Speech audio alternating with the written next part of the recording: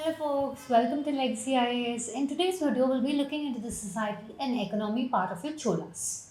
Alright, let's get into the video. Now, so there are certain unique achievements or rather unique things about Chola administration. Now, when I say unique, it doesn't mean it was present only for Cholas, right? It was present for the contemporaries also, but okay, these kind of things. Now, for example, let's say naval power, right? It remained as a pinnacle on the Cholan map. Okay, and Cholan administration will be very much known with respect to these things. For that reason, we call it unique achievement. It doesn't mean that it was there only for Cholas.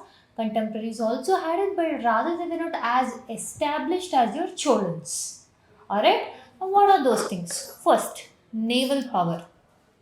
Okay, see, first, if you look at it, right now, when it comes to naval power, I want you to observe in two ways. One is regional and the one is international. Okay, see, one of the river source or water source forms a very important key point of your Cholas, right? Regional or within India, that is southern portion of India, the water body that played the largest source, okay, with respect to be it administration, politics, society, okay, art, architecture, status quo, everything revolved around this water body, Kaveri, alright, river Kaveri. Now, internationally, right, their position, okay, the Cholan position was strategically towards the eastern coast, right? So, the coastal portion they utilized it well.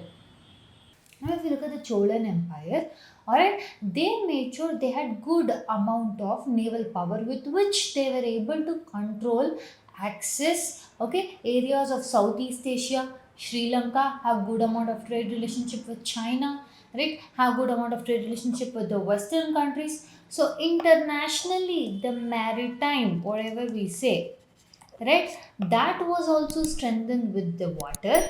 Okay, regionally also it was strengthened with the water source. So water source played a huge role with respect to Cholas or Cholan administration. All right, next, look at this, the merchant groups. See, we said water source forms very important. Okay, water source forms a very important cornerstone of Cholan Empire. When we say water source, what is it used for? Trade purposes mainly. Yes, one is trade purpose, and this trade was associated with political purpose. How? When I say trade was associated with the political purpose, see, one thing is trade gave what? Economy. Economy was the one that was sustaining the empire, right? Now, to sustain the empire, economy was needed, and for economy, the large amount of economy came from trade, and for that trade, okay, they had to control regions. That trade was not just of India but also of your Ceylon, Sri Lanka, right? Indonesian islands, Southeast Asia, right? Sumatra, Java, all those things, right? So they were able to have a bigger political, okay, bigger political influence with larger growing economy. All this was possible because of trade, right? So now this trade, okay, was upheld by your merchant class or elite class. Now this elite class or merchant class formed themselves in the form of guilds. Why? One, they had better bargaining power. Alright, as a collective union, they had a better bargaining power and it was better for their development. Alright, so the merchant groups had impressive naval expeditions. When you say merchants or traders, what will they do? They will try to find alternate sea routes. Right? For example, the same thing, let's take it with respect to your modern India. Right now, 14th century Renaissance happened. Yeah, more than the state investing in these kind of expeditions or finding new sea route. For example, yeah, 14th century Renaissance, right? Europe was had to find a new sea route to India. Why? Because the Ottoman Turks, right? Your monopoly of your Venetians, Genoans, and all were there. So Portugal and Spain merchants, okay, for them, the merchants, look at this, the Portugal and Spain merchants now had to find an alternate sea route so they could gain advantage of trade with India. So they, with their expedition, okay, that is a private body with their expedition, alright, with the support of government. Look at it here. Now only when the state sponsored things will not be as efficient as possible. It has to be a private venture, okay, along with the support of government. Then it benefits both, right? Either just one way, okay, is not beneficial. Now the same thing, whatever happened with respect to Europe in the 14th century, we can see that in the Cholan Empire, where here merchant groups, they were very much keen to find, okay, new sea routes, effective sea routes, how to maintain trade, right? So this, okay, this group had good amount of relationship with your government or Cholan Empire, thus benefiting both your government as well as your private body, right? Both your private enterprise as well as your public enterprise. Alright, this is a very important aspect with respect to Cholan Empire. Alright, next, one more thing with respect to your Cholas is they were good amount of record keepers, be it on the temples or on copper plates, inscriptions, right? Large number of information was collected, right? So administration was carried out not in a haphazard, bizarre manner, right? They just didn't give away, yes, fine, I'm giving you this so and so land. No, they had records of everything, be it grants, be it donation, be it gifts, okay, for every single thing, okay, they had records.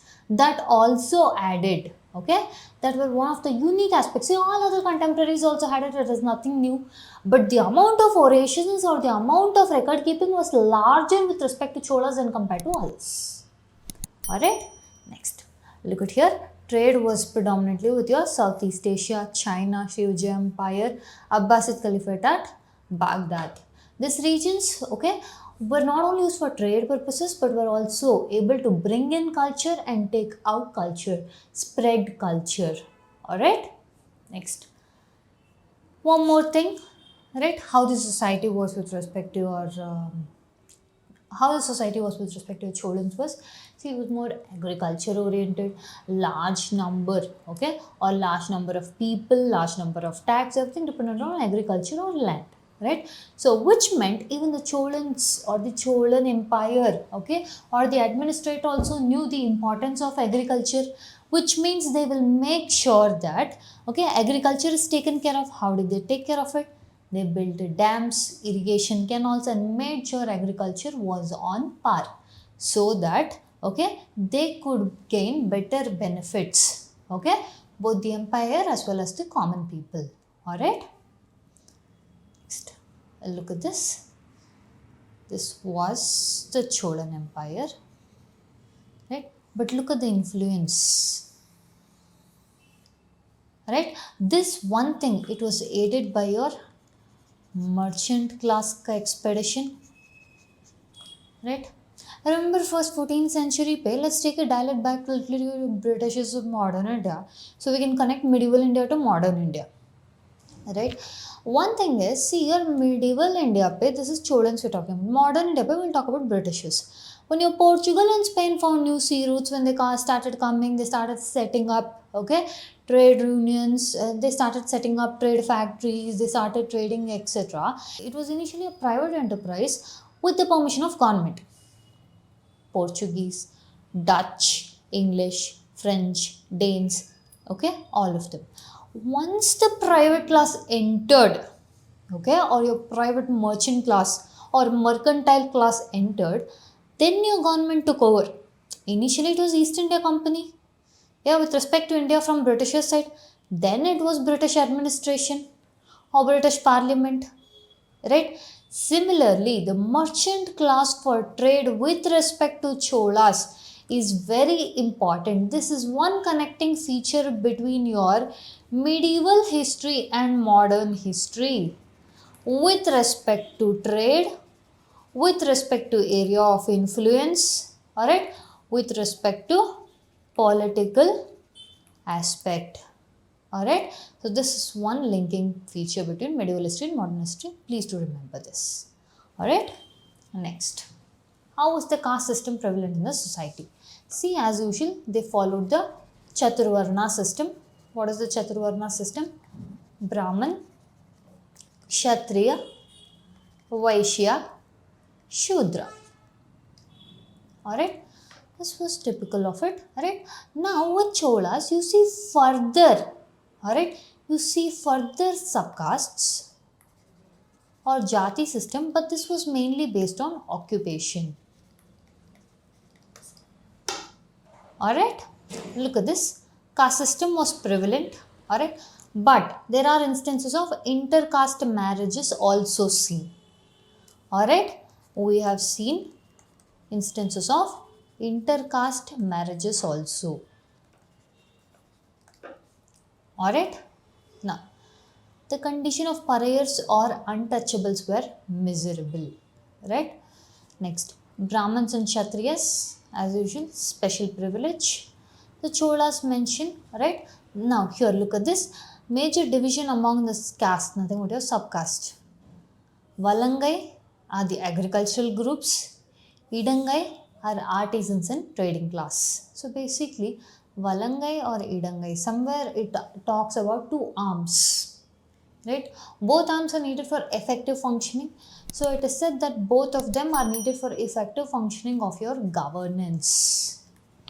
Okay, governance, administration, trade, right? For all of this, both the arms are very much necessary. Also during this point of time, we also see instances of sati.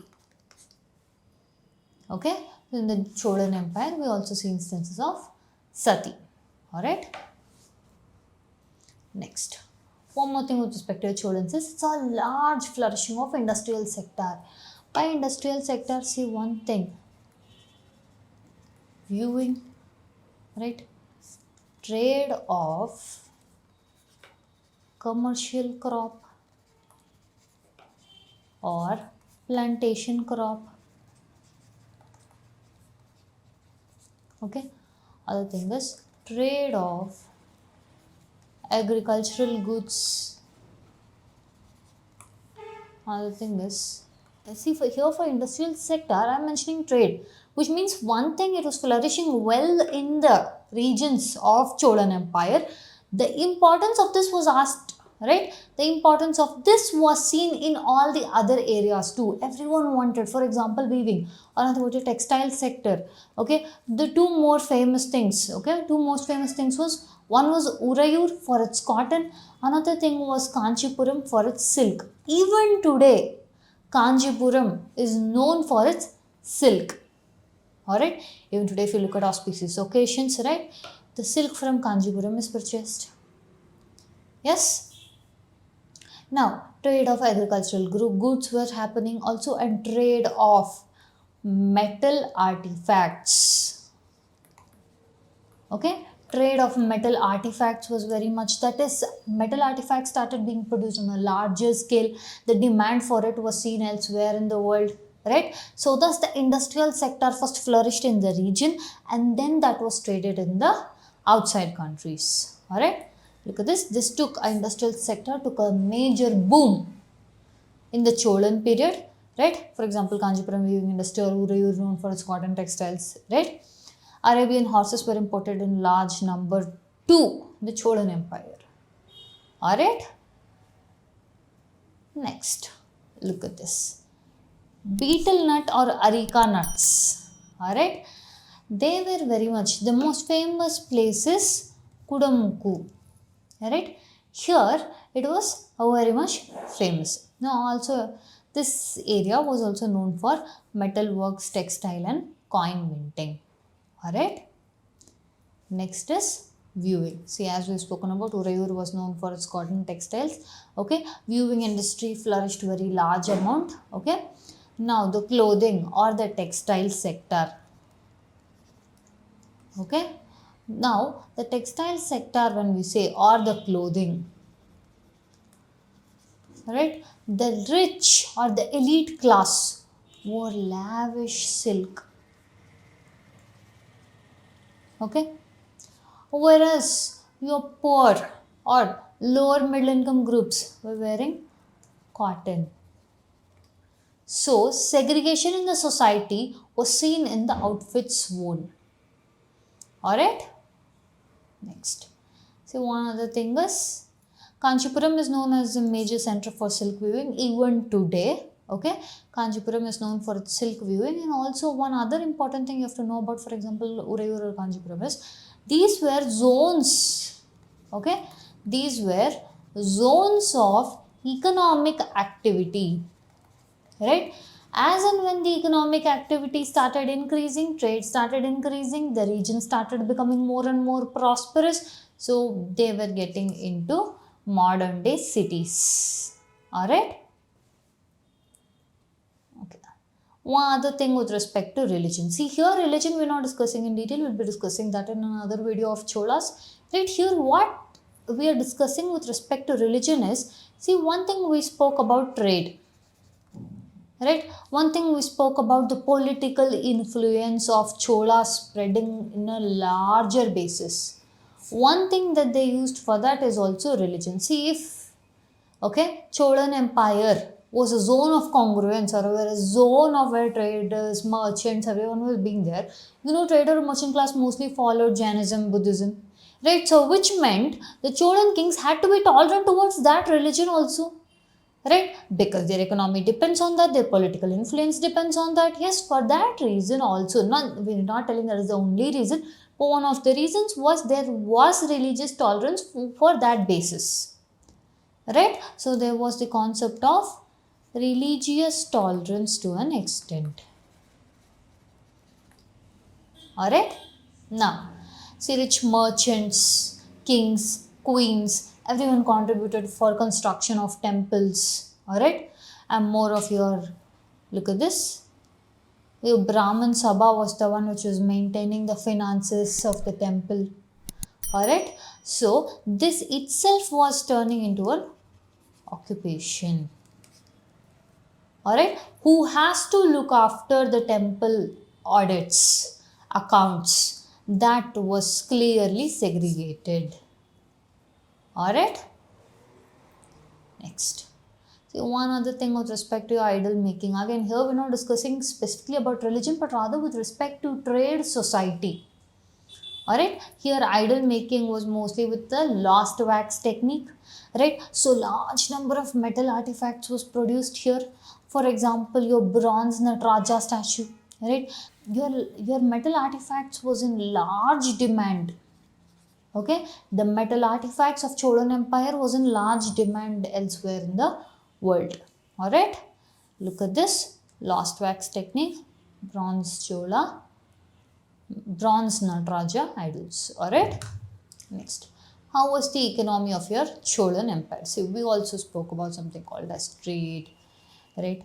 Growing of industries, right? Agriculture, right? Land, right? They vastly utilized good amount of coastal, coastal shipping, coastal trading, the fisheries, alright? All of those were effectively utilized and making them prosperous. Okay, they were mostly an agrarian society, right? When they were an agrarian society, they also realized the importance by maintaining agricultural lands, building irrigation canals, channels, etc. Another thing is reclamation of forest land, which means a large number of lands was cleared up and brought into agricultural production, indicating the population was growing, zone of influence was growing. Alright, construction of irrigation tanks, agricultural prosperity was seen during this period of time. Alright. Next, look at this. The main source of revenue came from land revenue and trade taxes. Right? We've discussed this earlier also. Land revenue, trade taxes. Now the Cholas, they issued large number of gold, silver and copper coins. Alright. All three are seen. Also we see good amount of coin minting taking place. Okay. Coin minting zones, nothing but another trade area. Okay. Now look at this. The agricultural settlements as and when. Now look at this. As and when agriculture was produced. Right. Now we also spoke about cities coming into place. Right. Now when large number of cities are taking place, then the food has to be brought into city, which means the primary activity of production or food grain production happens here in a lesser rate, but rather the secondary and tertiary activities take place on a larger scale with respect to cities. Okay, more than production, consumption takes place here, which means food grains has to be brought here, right? Which means a zone had to be developed like a buffer zone. Let's assume city, buffer zone, village, okay, wherein the food grains will be bought here, from here it will be stored and then bought into here, right? So this developed a buffer zone. Okay, look at this, agricultural settlements, which meant commercial zone towns were developing in the form of nagaram or cities. Alright, now they were the redistribution centers. Alright, the elite merchant groups called as Samayam dominated the region's international maritime trade. Right, now when we say elite class or merchant class, they are the ones who will dominate that particular trade. Now if you look at the pyramid, right, they form the highest class, right? Cotton clothing, or basically weaving of Cholan Empire beat in Kanjipuram silk or Urayur cotton was in huge demand everywhere. So which means trade of that brought in good amount of money. Alright.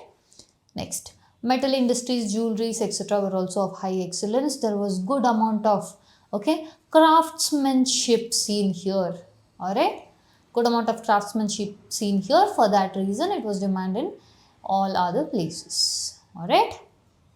The next, production of sea salt also took place in a larger quantity. That is, we have seen that Cholans have utilized the coastal area very well. So production of sea salt also took place there actively. Alright.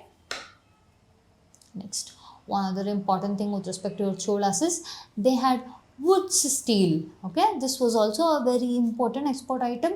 Also, this steel was used in making arms, weapons. What are those arms or weapons? For example, your swords, right? They're of good quality. Alright. Next, the metal works, as we have seen, right? They had good amount of craftsmanship. Okay, they were using the lost wax technique, bronze statues, idols, everything were made. And moreover, there were huge patterns. For example, like your Champion Mahadevi. Then, how was the foreign trade? Alright, look at this. The foreign trade and maritime activity. Remember, we said one of the unique features of a Cholan Empire that comes from this. They had good amount of, or they utilized the naval strength. If you look at naval strength and with respect to India, alongside the lines of Chola, you cannot see much other empires. Compared to the contemporaries or previously existing, be it in ancient India or medieval India, the naval strength, if you have to look at it, if you have to say something was of as good, as strong as something, as Cholas, right? We cannot see some other powers. Now, all of them had naval capacity, but not as well established as your Cholas. Alright. Now look at this, South Indian guilds, important role in inter-regional, international role, as we have discussed earlier. The main trading partners were Chinese dynasty, Srivijaya Empire and Abbasid Caliphate in Baghdad. Now that's it for the content on the society of your Cholans. Now if you do like our content, subscribe to our channel, give us a like button and share it along with your friends. Thank you.